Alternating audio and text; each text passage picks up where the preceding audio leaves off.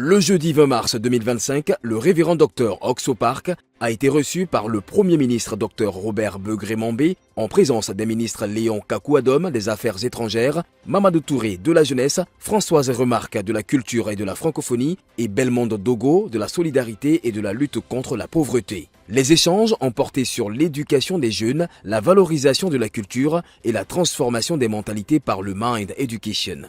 Cette rencontre marque une étape clé vers des collaborations visant à renforcer l'autonomisation et le leadership des jeunes Ivoiriens.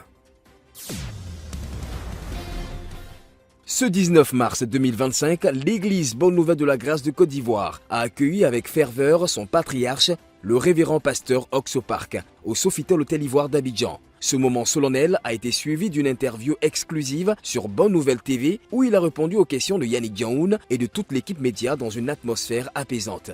Le fondateur de la mission Bonne Nouvelle a rappelé l'amour profond de Dieu pour la population ivoirienne, surtout pour sa jeunesse et sa volonté de la bénir.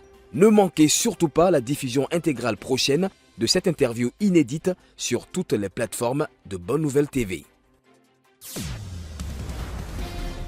Le mercredi dernier, l'église Bonne Nouvelle de la Grâce d'Angré a accueilli une conférence nationale exceptionnelle, présidée par le révérend pasteur Oxo Park. Plus de milliers de leaders chrétiens venus de tout le pays ont pris part à cette édition de la CLF pour approfondir leur compréhension des Écritures. Je voudrais signifier que nous avons été richement bénis. Le message sur la sanctification, nous sommes sanctifiés, graciés par le Seigneur.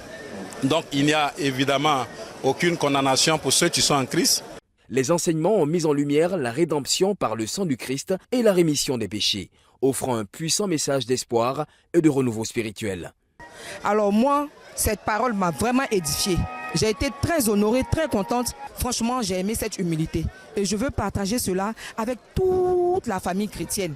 Une rencontre historique qui marque un tournant pour le réveil spirituel en Côte d'Ivoire. Dans la nuit du 19 au 20 mars 2025, l'esplanade de l'église Bonne Nouvelle de la Grâce d'Angré a vibré au rythme d'une veillée nationale de prière dirigée par le révérend pasteur Oxo Park. Plus de 10 000 fidèles et invités venus de tout le pays se sont rassemblés pour cet événement spirituel d'exception. Au cœur de cette nuit de ferveur, le révérend pasteur Oxo Park a délivré un message puissant sur le thème « Viens voir, l'homme qui m'a dit », une invitation à la réflexion et au renouveau spirituel.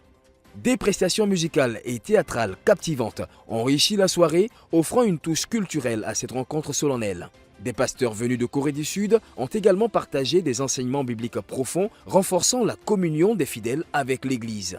Cette veillée mémorable a marqué un tournant spirituel pour la communauté chrétienne, insufflant une foi renouvelée et une entité renforcée en ce début de nouvelle année.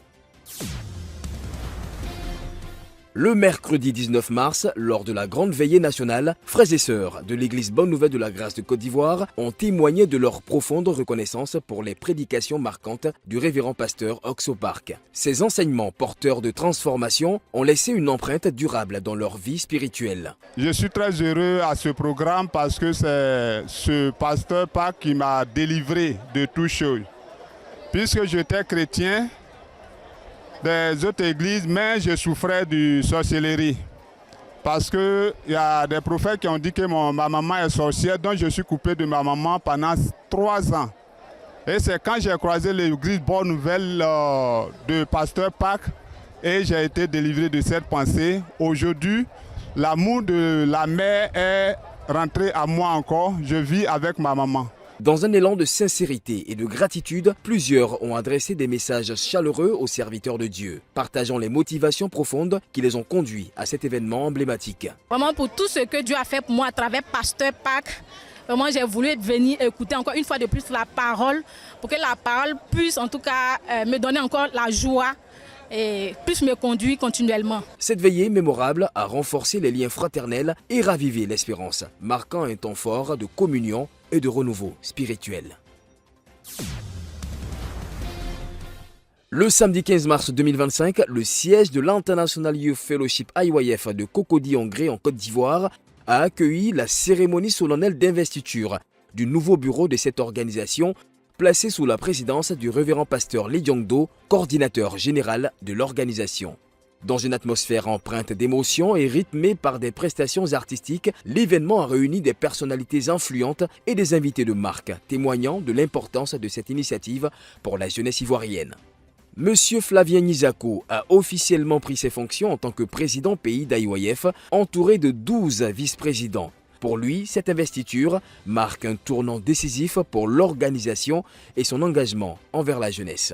C'est une étape très importante parce qu'elle nous a permis de faire le bilan de 23 ans d'existence d'IYF. IYF existe en Côte d'Ivoire depuis 22 ans et quand tous les prédécesseurs font le bilan, on voit qu'il y a plus de 150 000 jeunes qui ont bénéficié d'IYF. Il y a des dizaines d'entreprises qui ont été incubées par IYF. Il y a des groupes artistiques, il y a des organisations de la société civile qui ont été incubées par IYF.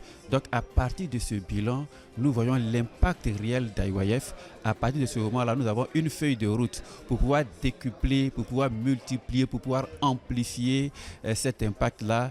Avec des ambitions claires, cette nouvelle équipe place la formation et le leadership des jeunes au cœur du développement national.